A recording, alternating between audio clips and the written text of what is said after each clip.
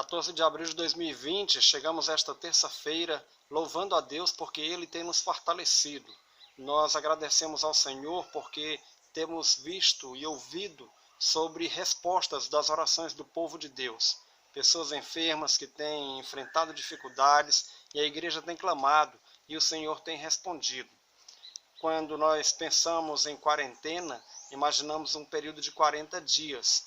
De fato, o termo não se restringe a esse período específico de tempo, mas pode ser um pouco menos ou um pouco mais.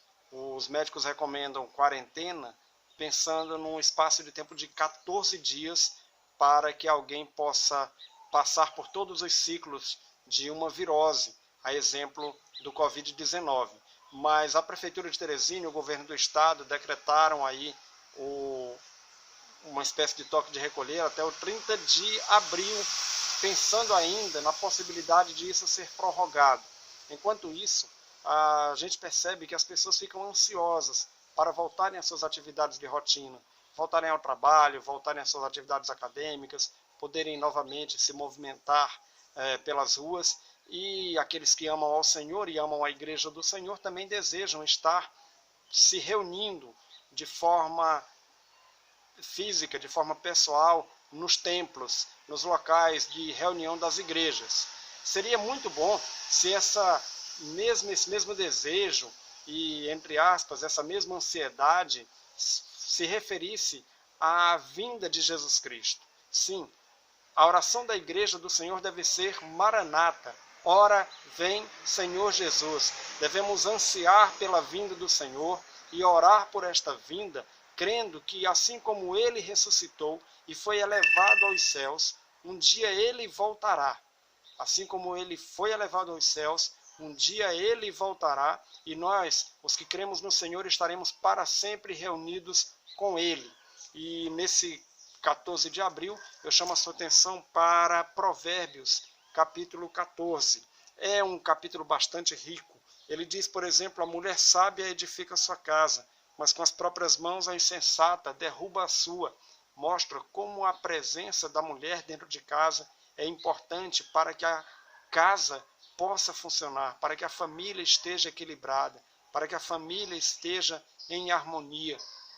Mulheres e homens, não podemos nos esquecer do nosso papel, do nosso desafio nesse sentido. Gostaria de fazer ainda destaque, por exemplo, no versículo 4, onde não há bois, o celeiro fica vazio, mas da força do boi vem a grande colheita.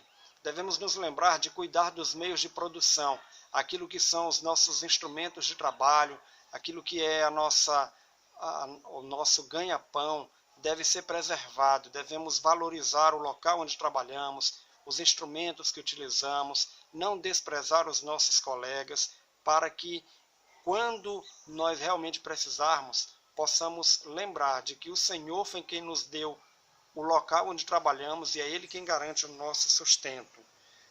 Um outro destaque: há caminho que parece certo ao homem, mas no final conduz à morte. Provérbios 14, 12. E esse provérbio vai nos lembrar o Sermão do Monte, no capítulo 7, quando Jesus diz que largo é o caminho, bem como larga é a porta que conduz à perdição, e muitos são os que entram por essa porta, que andam por esse caminho, o caminho da morte. Mas estreito é o caminho, como também apertada é a porta, estreita é a porta por onde entram aqueles que serão salvos, e poucos são os que entram por ela. Portanto, devemos nos lembrar que muitas vezes o caminho pelo qual você tem andado parece um caminho correto, mas cuidado, entenda, não é o caminho da religiosidade, não é o caminho do que você acha que é correto, é o caminho que Deus preparou através de Jesus Cristo. Abra seu coração, deixe Jesus comandar a sua vida e ouça a sua palavra, em nome de Jesus.